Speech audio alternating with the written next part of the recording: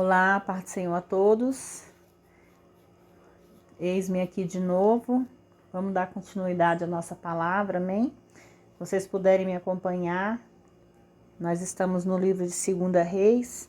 Hoje nós vamos para o capítulo 5. Capítulo 5 fala sobre Naamã curado da lepra.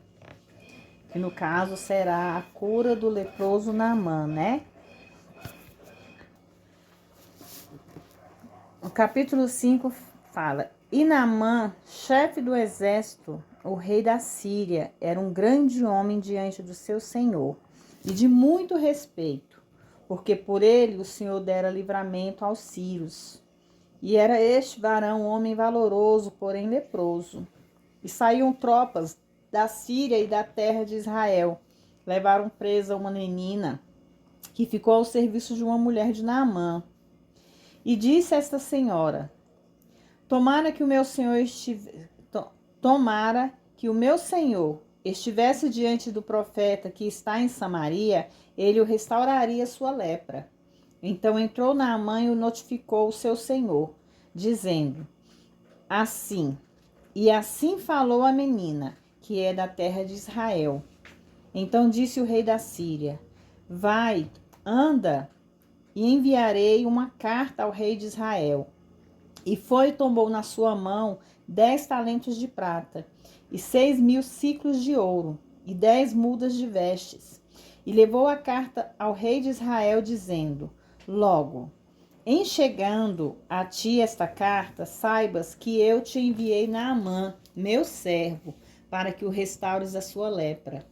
E sucedeu que, lendo o rei de Israel a carta, rasgou as suas vestes e disse: Sou eu, Deus, para matar e para vivificar, para que este envie a mim, para eu restaurar um homem da sua lepra. Pelo que deveras notai, peço-vos e vede que busca ocasião contra mim. Sucedeu, porém, que ouvindo Eliseu, o homem de Deus, que o rei de Israel rasgara as suas vestes, mandou dizer ao rei: Por que rasgastes as vestes? Deixe-o vir a mim, e saberá que há profeta em Israel. Veio, pois, Naamã com seus cavalos e com seu carro, e parou à porta da casa de Eliseu. Então Eliseu lhes mandou uma mensagem, dizendo: Vai e lava-te 7 vezes no Jordão, e a sua carne se tornará e ficarás purificado. Porém Naamã muito se indignou e se foi, dizendo: Eis que eu dizia comigo: certamente ele sairá, pôr-se-á em pé, e invocará o nome do Senhor seu Deus, e passará a sua mão sobre o lugar, e me restaurará o leproso. Não são, porventura, Abana, Parpar, rios de Damasco, melhores que todas as águas de Israel? Não me poderia eu lavar neles e ficar purificado? E voltou-se e foi com indignação. Então chegaram-se a ele os seus servos, e lhes falaram, e disseram: Meu pai, se o profeta se disser alguma coisa, grande coisa porventura, não a farias? Quanto mais dizendo-te ele: Lava-te e ficarás purificado. Então desceu e mergulhou no Jordão 7 vezes, conforme a palavra do homem. Se Deus é a sua carne, se tornou como a carne de um menino, e ficou purificado. Então voltou ao homem de Deus, ele e toda a sua comitiva, e veio e pôs-se diante dele, e disse: Eis que tenho conhecido que em toda a terra não há Deus, senão em Israel. Agora, pois, te peço que tomes em bênçãos o teu servo. Porém ele disse: Vive o Senhor, em cuja presença estou, que não tomarei. E instou com ele para que se a tomasse, mas ele recusou.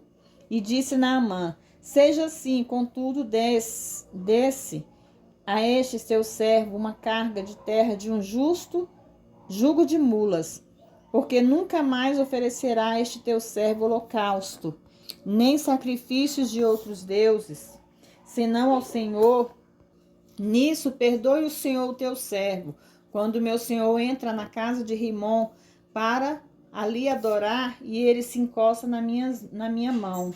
E eu também me tenha que encurvar na casa de Rimom. Quando assim me encurvar na casa de Rimom, nisso perdoe o Senhor teu servo. E lhes disse, vai em paz, e foi-se ele a uma pequena distância. Irmãos, sobre a cura do leproso de Naamã, né? Era um soldado, né, de muita presença. A lepra no Antigo Testamento tipificava a condição espiritual do homem não regenerada. Não havia na terra cura para a lepra, irmãos. Assim como na terra não há cura para o pecado. Todas essas grandes qualidades de Naamã relatadas não o podiam salvar ou curar da lepra. Ele continuava sendo um leproso.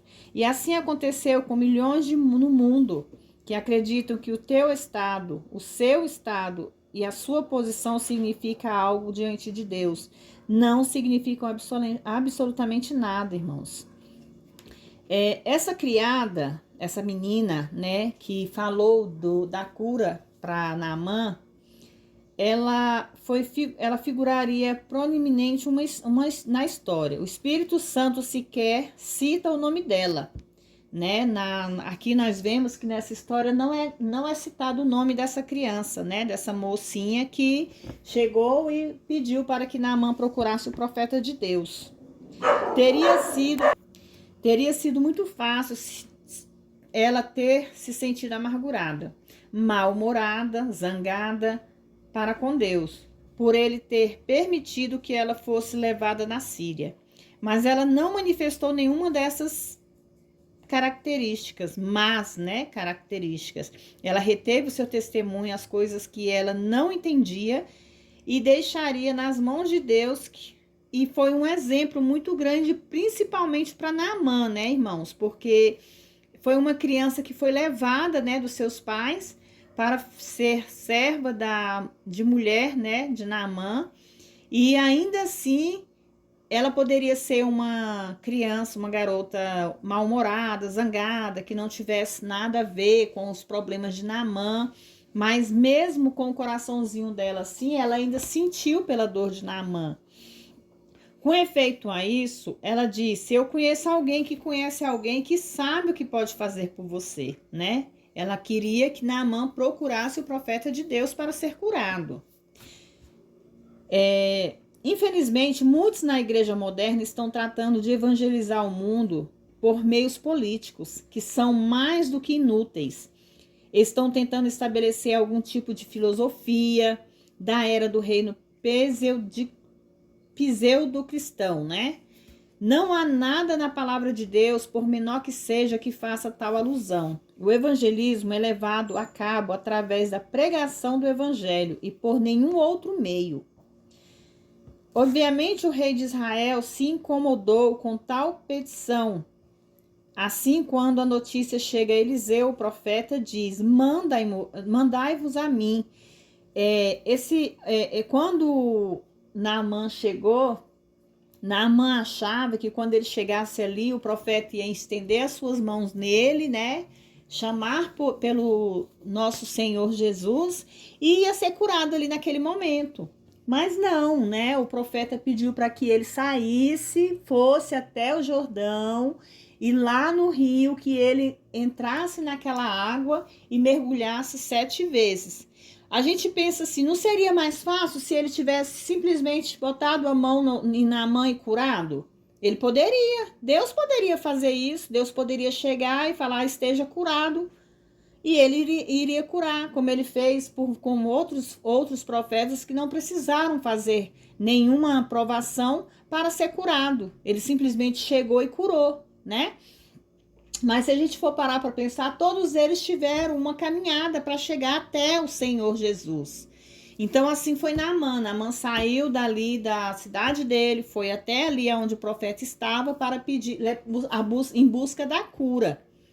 Mas o que o profeta fez? Que ele fosse até o rio, que ele mergulhasse 7 vezes para que ele fosse curado.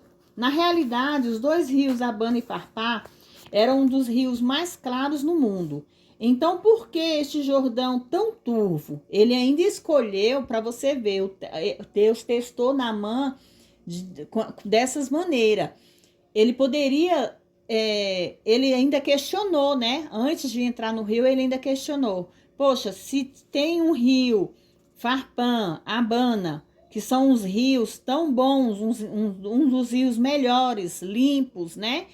Por que que ele teve que me enviar para um rio tão turvo, de águas turvas, águas escuras, né? E assim ele foi.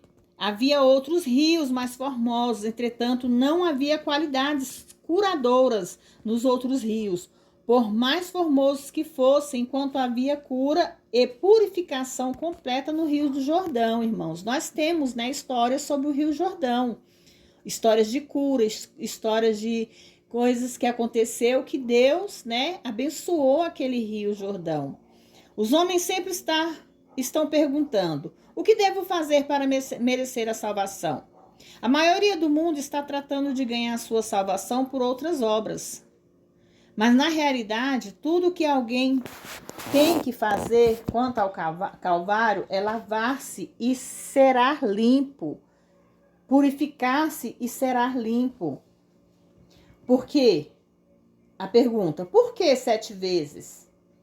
Não havia nada mágico quanto os números, apenas simbolizava a redenção total e completa de Deus. Em outras palavras, irmãos, uma obra completa. A salvação torna o homem completo. Quantos milhões que mergulharam nas águas do Calvário viram todos os seus pecados lavados e expiados? O homem é impuro. Espiritualmente, esta impureza não pode ser limpa com o sabão deste mundo, somente com o precioso sangue de Jesus Cristo. E Naamã foi um homem que, por um momento, ele quis recuar. Ele sentiu de não entrar naquela água. Ele achou aquela água suja, que aquela água ali iria talvez sujá-lo mais, né? Mas com certeza alguém chegou nele e questionou: haveria de você fazer algo que pedissem para você fazer? Se você soubesse que seria curado verdadeiramente, por que que você não pode dar esse mergulho? Tipo assim, ele simplesmente, né, fez com que Naamã sentisse vontade de entrar naquele rio e dar os 7 mergulhos, que foi o que aconteceu. Naamã entrou, deu os 7 mergulhos, contou 1, 2, 3, 4, 5, 6, 7. E no 7º mergulho, ele saiu com a pele como uma pele de uma criança. Ele sentiu de voltar e pedir e falar com aquele profeta. Talvez ele queria dar sacrifícios, holocaustos, né? Para que fosse, né? Como é que fala? Para pagar, né? Talvez por aquilo, talvez ele achasse que deveria ter o dever de pagar. Naamã teve vontade de entregar a Eliseu uma oferta, né? Há evidências de que Eliseu recebe ofertas em outras ocasiões. Então, por que não nesta oportunidade? Este episódio inteiro era um quadro da graça de Deus. Não se pode comprar a graça, irmãos. O dinheiro e as obras são boas obras, não são a moeda deste reino. Se Eliseu tivesse recebido o dinheiro ou os presentes, imediatamente teria tornado nula a obra da graça. Teria zombado do sangue de Jesus Cristo. Naamã agora sabia que o Senhor de Israel era um verdadeiro Deus, e não os ídolos pagãos, aos quais ele tinha rendido o culto na Síria. Ele agora tinha o desejo de oferecer holocaustos ao Senhor de Israel e sentia que a terra da Síria não era apropriada, visto que Israel era a terra de Deus. Naamã estava mais sadio. Teologicamente falando, pelo menos nesse momento, do que nos damos conta à primeira vista. Eliseu aprovou o pedido dele, né? Que foi: nisso perdoe o Senhor ao seu servo, que quando ao meu senhor, o rei da Síria, entrar no templo de Rimom para adorar-lhe ali e se apoiar sobre a minha mão, e eu tenha me inclinar no templo de Rimom, Deus Haddad.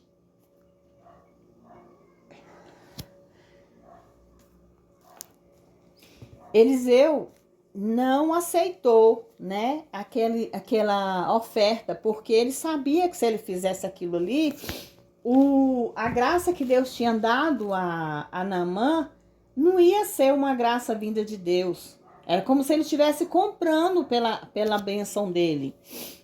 O pecado e o castigo de Gease. Então Gease, criado de Eliseu, o homem de Deus, disse a si mesmo: Eis que o meu senhor tem poupado esse sírio. Naamã, não tomando da sua mão as coisas que havia trazido, mas vive o Senhor que correrei eu atrás dele e receberei deles alguma coisa. Isso mostra os esforços de Gease a trocar o grande plano de salvação pela graça de Deus, pela salvação por obras. Isto foi respondido, como veremos, em juízo severo e escrito. E seguiu Gease a Naamã, e quando Naamã viu que ele vinha correndo atrás dele, desceu do carro para receber e disse: Tudo bem? E disse ele: Tudo vai bem. O meu senhor me envia dizer que eis que vieram a mim. Agora mesmo na montanha de Efraim, pois dois jovens filhos dos profetas, rogo-te que lhes dê um talento de prata e 2 mudas de roupas. E Naamã disse: Rogo-te que tomes 2 talentos, e insistiu com ele.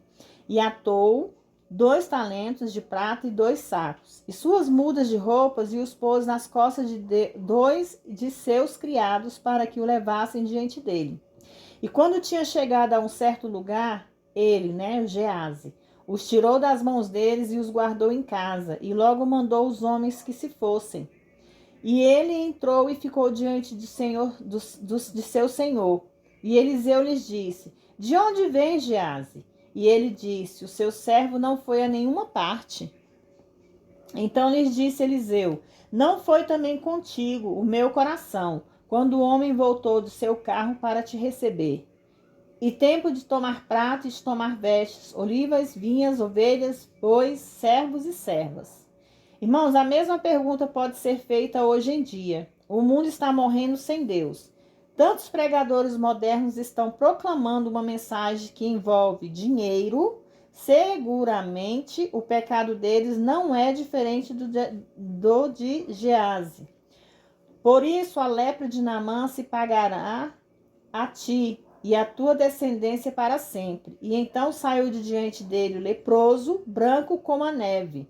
O pecado de Gease que o levou a ter contraído a lepra de Naamã tipifica o pecado do homem que anula a graça de Deus por uma salvação por obras.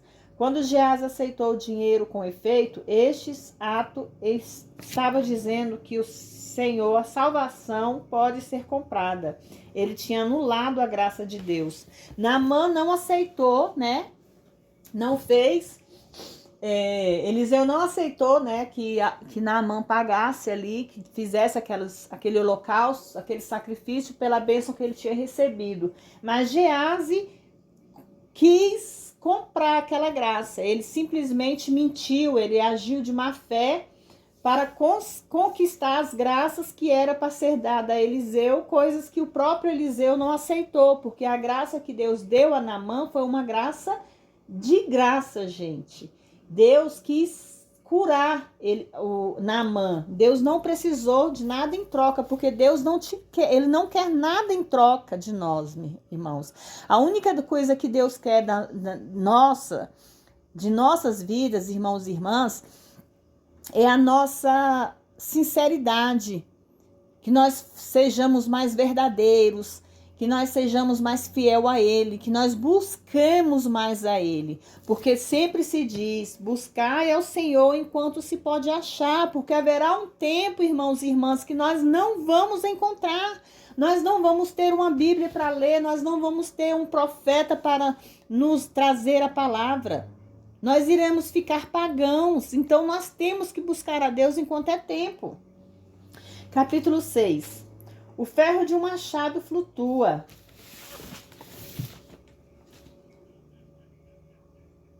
Disseram os filhos do profeta a Eliseu: Eis que um lugar em que habitamos, diante da sua face, nos é estreito. Vamos, pois, até o Jordão e tome-nos lá, cada um de nós, uma viga, e façamos-nos ali um lugar para habitar ali. E disse ele: Ide. E disse serve-te ires com os teus servos, e disse, eu irei. E foi com eles. E chegando ele ao Jordão, cortaram a madeira. E sucedeu que, derribando eles uma viga, o ferro caiu na água. E clamou e disse, ai meu senhor, por que era emprestado? E disse o homem de Deus, onde caiu? E mostrando-lhe ele o lugar, cortou um pau e lançou ali, e fez nadar o ferro. E disse, levanta-o. Então ele estendeu a sua mão e o tomou. Eliseu adivinha os conselhos do rei da Síria. O rei da Síria fazia guerra em Israel e consultou com seus servos, dizendo, em tal lugar estará o meu acampamento. Mas o homem de Deus enviou o rei de Israel, dizendo, guarda-te de passares por tal lugar, porque os sírios descerão ali.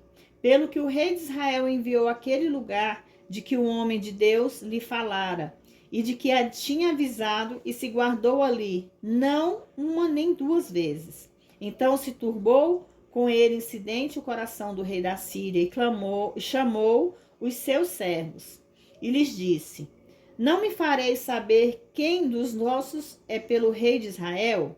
E disse um dos seus servos, não, o rei de Israel, mais o profeta Eliseu, que está em Israel.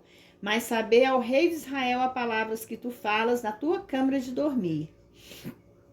E ele disse, vai e vê onde ele está, para que eu envie e mande trazê-lo. E fizeram-lhe saber, dizendo, eis que está em Dotã. Então enviou para lá cavalos e carros, e um grande exército, dos quais vieram de noite e cercaram a cidade. E o moço do homem de Deus se levantou muito cedo e saiu, e eis que um exército tinha cercado a cidade com cavalos e carros. Então o seu moço lhes disse, ai meu senhor, o que faremos? E ele disse, não temas, porque mais são os que estão conosco do que os que estão com eles. E orou Eliseu e disse, Senhor, peço-te que lhe abras os olhos, para que veja. E o Senhor abriu os olhos do moço e viu, e eis que o monte estava cheio de cavalos e carros de fogo em redor de Eliseu. E como desceram a ele? Eliseu orou ao Senhor e disse, fere, peço-te, esta gente de cegueira. E feriu-a de cegueira, conforme a palavra de Eliseu. Então Eliseu lhes disse, não é este o caminho, nem é esta cidade, nem segue-me e guia-vos-ei ao homem que buscai. E os guiou a Samaria. E sucedeu que, chegando ele em Samaria, disse Eliseu, ó Senhor, abre esses olhos para que vejam. O Senhor lhes abriu os olhos para que vissem, e eis que estavam no meio de Samaria. E quando o rei de Israel os viu, disse a Eliseu, feri-los-ei, meu pai. Mas ele disse, não os ferirás, ferirás tu, os que tomasses prisioneiros, com a tua espada e com o teu arco. Pô-lhes diante pão e água, para que comam e bebam, e se vão para o seu senhor. E apresentou-lhe um grande banquete, comeram e beberam, e os despediu, e foram para o seu senhor. E não entraram mais tropas de sírios na terra de Israel. Samaria cercada. Sucedeu-se depois disso que Ben-Hadad, rei de Síria, ajudou todo o seu exército e subiu a cerca de Samaria. E houve grande fome em Samaria, porque eis que cercaram até que se vendeu uma cabeça de um jumento por 80 peças de prata, e a quarta parte de um cabo de esterco de pombas por 5 peças de prata. E sucedeu que, passando o rei pelo muro, uma mulher lhe bradou, dizendo, acode-me, ó rei meu senhor. E eles lhe disse, se o senhor não te acode, se onde te acudirei eu? E eira ou do largar. Disse-lhe mais, ó rei, que tens? E disse ela, esta mulher me disse, dá cá o teu filho, para que hoje o comamos e amanhã comeremos o meu filho. Cozemos, pois, o meu filho e cozemos mais, dizendo-lhe, eu ao outro dia, dê cá o seu filho para que comamos, e se escondeu o seu filho. E sucedeu que, ouvindo o rei as palavras dessa mulher, rasgou as suas vestes e ia passando pelo muro, e o povo viu que trazia cilício por dentro sobre a sua carne. E disse, Assim me faça Deus e outro tanto, se a cabeça de Eliseu, filho de Safate, hoje ficar sobre ele. Estava então Eliseu assentado em sua casa, e também os anciãos estavam assentados com ele. E enviou o rei um homem de diante de si. Mas antes que o mensageiro viesse a ele, disse ele aos anciãos: Vistes como o filho do homicida mandou tirar minha cabeça? Olhai, quando vier o mensageiro, fechai-lhe a porta e empurrai-o para fora com a porta. Porventura não vem o ruído dos pés do Senhor após ele? E estando ele ainda falando com eles, eis que o mensageiro descia a ele e disse: O rei, eis que este mal vem do Senhor. Que mais, pois, esperaria do Senhor? Amém? Nesse capítulo, irmãos, nós vemos aqui, né, a começar aqui do ferro de um machado, né, que é o ferro, quando o ferro do machado flutua, né, irmãos?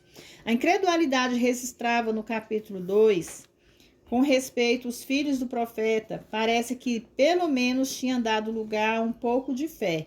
Na oração, a sua associação com Eliseu havia feito muito para direcioná-los do Senhor. Entretanto, há poucas evidências de que Deus tenha usado esses indivíduos com algumas autoridades. Eliseu, de todas as coisas que os filhos do profeta tinham estudado nessa escola, a sua convivência com Eliseu era, de longe, a sua maior fonte de instrução. Um do grupo não estava satisfeito com a mera aprovação do profeta para este trabalho. Queria a presença dele ali. Eliseu cedeu ao pedido e foi ao Rio Jordão. Na atualidade, o ferro do machado parece um assunto insignificante, entretanto, naquela época representava um investimento considerável e daí a grande perda. O pau não importava quão tosco fosse, simbolizava a cruz de Jesus Cristo. Aprendemos com isso uma lição tremenda. Sobre o poder do Calvário, cada uma das bênçãos recebidas pelos filhos de Deus vem por meio do Calvário. Eliseu aplicou a cruz ao problema. Infelizmente, a maioria da igreja moderna despreza a cruz, recorrendo às outras coisas que trazem somente a morte. A cruz é uma obra determinada. Por conseguinte, tudo o que o crente deve fazer é simplesmente estender a sua mão e tomá-la. Tudo o que a cruz representa é o nosso basta pedir. Tudo que a cruz representa é nosso, irmãos. Basta nós pedirmos. E como é que a gente pede? É falando com Deus, é tendo uma intimidade com Deus, que tudo que nós queremos, basta que nós pedimos ao Pai. E Ele é o único que pode nos dar, irmãos. Sobre o Eliseu e os sírios. Isso foi depois de algum tempo, possivelmente vários anos depois da cura de Naamã. Apesar da degeneração espiritual em Israel, o Senhor ajudou os israelitas por meio de Eliseu. Ele revelou por 3 ou mais vezes os planos do rei da Síria. O rei sírio pensou alguém em seu exército estava transmitindo informações vitais a Israel. Para que este homem soubesse disso, Eliseu evidentemente não ocultou as instruções que tinha dado ao rei de Israel com respeito ao rei da Síria. Parece que o rei da Síria deveria se convencer em seu coração das suas más obras, mas ele não o fez. A capacidade do homem para resistir a Deus é simplesmente assombrosa, irmãos. Em sua estupidez, o rei da Síria enviou ao exército para capturar Eliseu. Tudo por causa de um só homem. O Espírito Santo nos está dizendo aqui, irmãos, que não devemos estar intimados pela aparência. O crente não deve andar segundo a carne, mas segundo ao Espírito. O problema com a maioria dos cristãos é isso, é que eles veem o que está acontecendo, mas não sabem o que está se passando. Mais de 300 vezes na palavra de Deus, o Espírito Santo nos diz, não temas.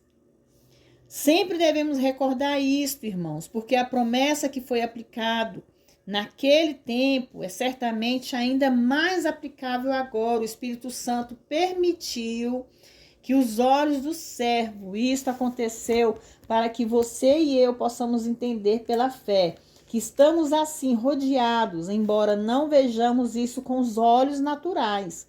Que encorajamento nesta passagem é dada a nós, uma visão do mundo espiritual da justiça. Os mesmos evangelho que suaviza também endurece. Além disso, irmãos, o mesmo que abre os olhos dos cegos pode fechar os olhos dos que veem. O evangelho sempre tem um efeito poderoso em todos, quer positivo, quer negativo. O efeito é conforme a orientação do indivíduo, irmãos. Isto não é uma mentira. A intenção dele foi deter Eliseu, porque eles estavam impedindo de alcançar o rei de Israel. O rei de Israel, que era quem na realidade eles estavam procurando. Eliseu, quando ele respondeu, nesse versículo demonstra uma grande obra da graça. O rei de Israel os mataria. Entretanto, Eliseu proclama o amor de Deus a eles. Pelo menos durante nessa época, irmãos. Vários anos tinham se passado. Isso nunca teria acontecido se Acabe tivesse matado Ben-Hadad quando teve o seu poder. Os sofrimentos registrados nestas passagens teriam sido evitados. Este assédio, seus horrores cumpriram neste tempo da profecia. Entregue a Acabe por um profeta que o repreendeu devido ao seu pecado. Pelos sírios, o Senhor permitiu que isto acontecesse devido ao pecado de Israel. Supõe-se que eu tenho armazéns de alimentos à minha disposição. O cerco se tornou tão severo que o povo de Israel, o povo escolhido de Deus, tinha recorrido aos canibalismo, irmãos.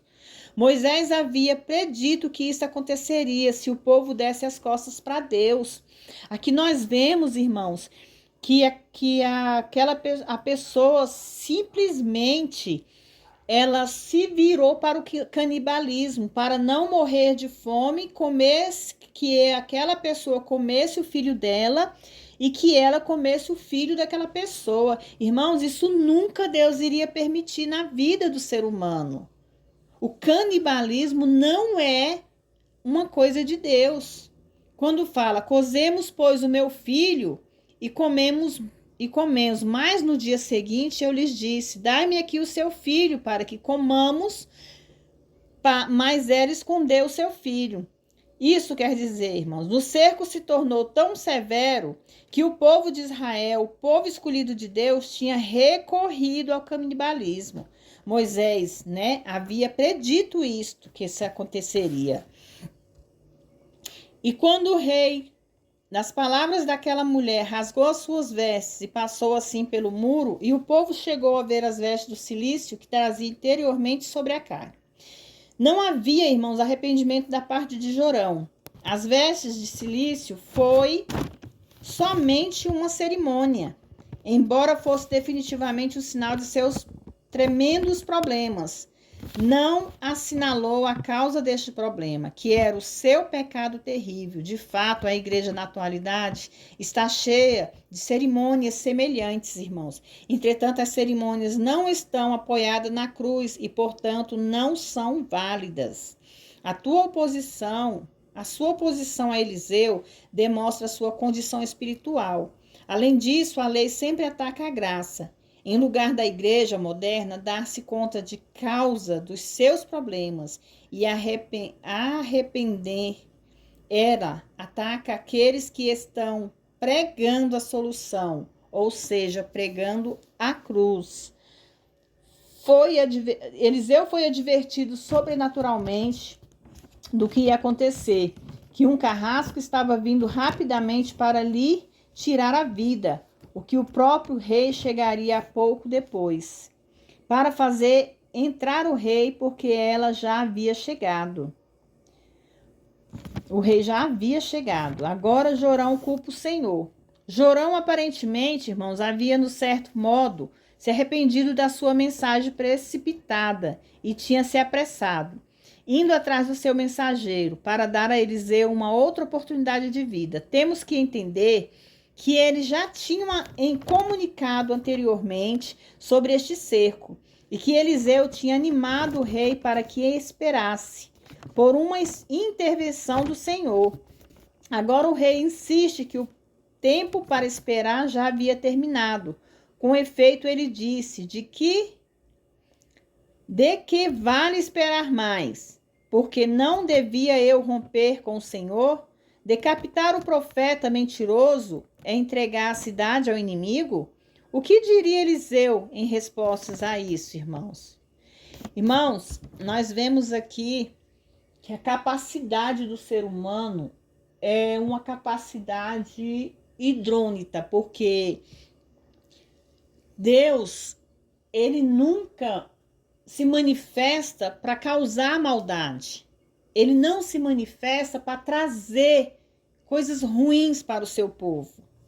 Mas naquele tempo, o povo se tornou tão absurdo que eles queriam matar a fome deles com outros seres humanos, irmãos. Da onde que Deus nos dá esta revelação? Isso não existe. O povo quer viver por si, eles querem viver por conta própria. E é isso que causa o pecado.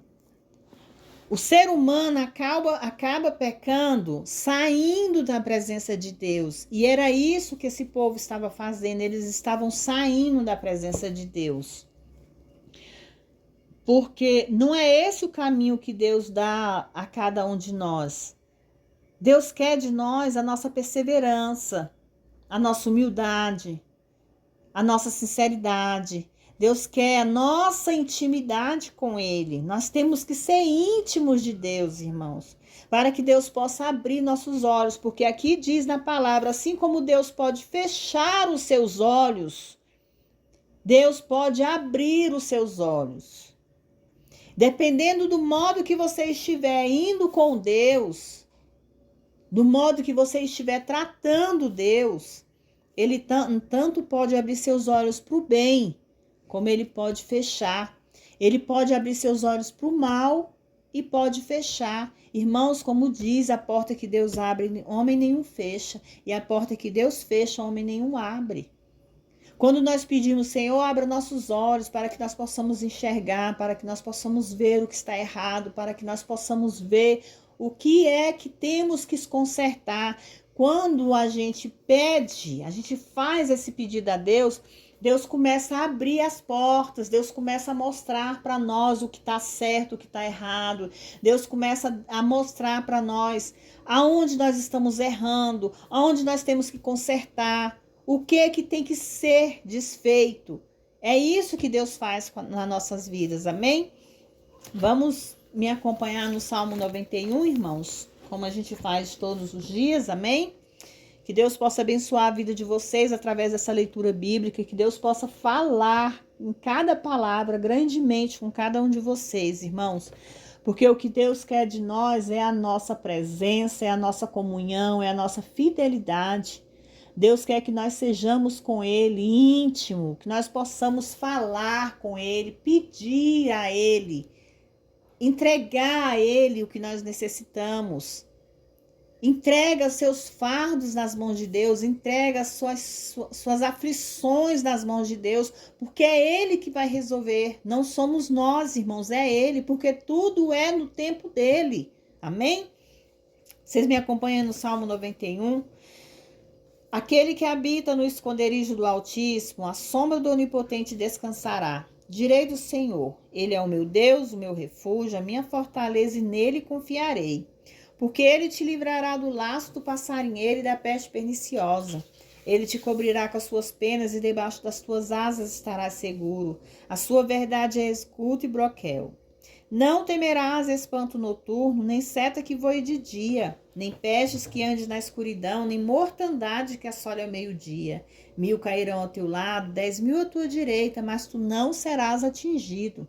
Somente com os teus olhos olharás e verás a recompensa dos ímpios, porque tu, ó Senhor, és o meu refúgio. O Altíssimo é a tua habitação. Nenhum mal te sucederá, nem praga alguma chegará à tua tenda. Porque aos teus anjos dará ordem a teu respeito para te guardar em todos os teus caminhos. Eles te sustentarão nas tuas mãos para que não tropeces com o pé em pedra. Pisarás o leão e a áspide, calcarás ao pés o filho do leão e a serpente. Pois que tão encarecidamente me amou, também o livrarei, pô-lo-ei no alto retiro, porque conheceu o meu nome. Ele me invocará e eu lhe responderei. Estarei com ele na angústia, livrar-o-ei e glorificarei. Dar-lhe-ei mudanças de dias e lhe mostrarei a minha salvação. Amém? Senhor, meu Deus e meu Pai, que nesta noite, nesta manhã, neste dia, o Senhor possa, Senhor, meu Deus, fazer morada na vida dos teus filhos. O Senhor possa acampar seus anjos na casa de cada um deles, Pai, levando providências, levando provisão. Pai, levante homens e mulheres, meu Deus, para que possa levar a sua mensagem, falar mais de ti, meu Deus, para que o Senhor possa ser mais e mais reconhecido pelo ímpio, Pai. Porque nós devemos, Senhor, meu Deus, ajudar o próximo. Nós devemos, Senhor, meu Deus, levar ao próximo o que eles necessitam, o que eles precisam, Pai.